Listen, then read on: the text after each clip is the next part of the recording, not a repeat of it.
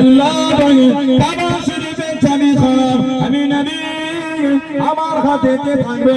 আমি নবী যাকে খোঁজে আল্লাহ পাকে কাবা শরীফের চাবিটা দিয়ে দেব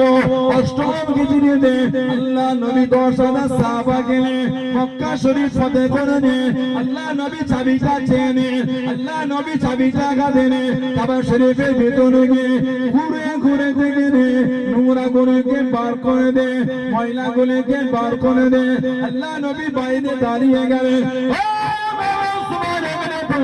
আমি নবী সাল্লাল্লাহু আলাইহি ওয়াসাল্লাম সেদিনের কথা কি মনে পড়ে সেদিনের কথা কি স্মরণ হয় আমি যে জানিয়েছি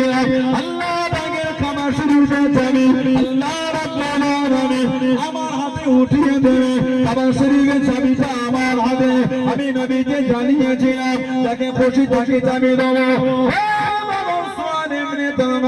আমি নবী আল্লাহ পাকের কাবা শরীফের চাবি করা সবার হাতেই দিয়ে দিলাম জোরে বলুন সুবহান আর একটু জোরে বলুন সুবহান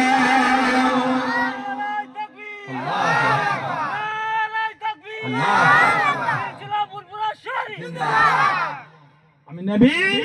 এই কাবা শরীফের চাবি তোমার হাতে দিয়ে দিলাম আর কিয়ামত পর্যন্ত আল্লাহ এর চাবিটা তোমার হাতেই তোমার খানদানের হাতে আল্লাহ রেখে দেবে জোরে বলবেন সুবহানাল্লাহ উসমান ইবনে তালহা বলে হুজুর আমার হাতে চাবি দিচ্ছে আমার কাছে চাবি আসছে না আমার অন্তর আল্লাহ ঈমানের নূর দিয়ে দিচ্ছে আলহামদুলিল্লাহ এই তিনজন অষ্টম হিজরি থেকে তানাদের মধ্যে একজন হযরত আমার ইবনে আস 14 হিজরি মিশর ফতেহ হলো বাইতুল মুকাদ্দাস ফতেহ হলো মিশরের গভর্নর করলেন উমর ফারুক সেই উমর ফারুকের জামানা হযরত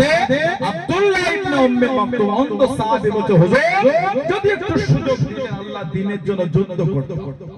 উমর ফারুক বলে অন্ধ তুমি কি যুদ্ধ হুজুর অন্ধ হলো ঝান্ডাটা তো ধরতে পারতে উমর ফারুক ওনাকে নিলেন উনি বলে হুজুর শহীদ হয়ে গেল ঝান্ডা মাটিতে ফেলবো না আমি শহীদ হলে ঝান্ডা ওটা মাটিতে ফেলতে হবে হযরত ওমর রাদিয়াল্লাহু আনহু এই ঝান্ডা ওনাকে দিলেন যুদ্ধ হলো উনি ওই যুদ্ধে শহীদ হয়ে গেলেন ওনার লাশ যখন পাওয়া গেল কিতাব এসেছে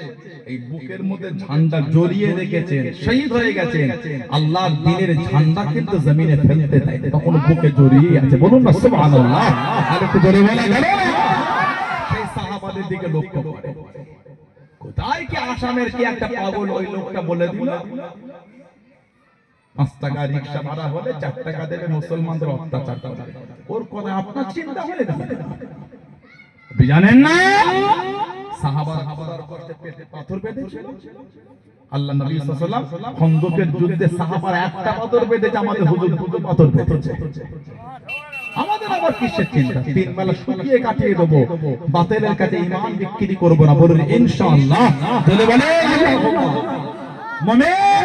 ঈমানে জামাত মজবুত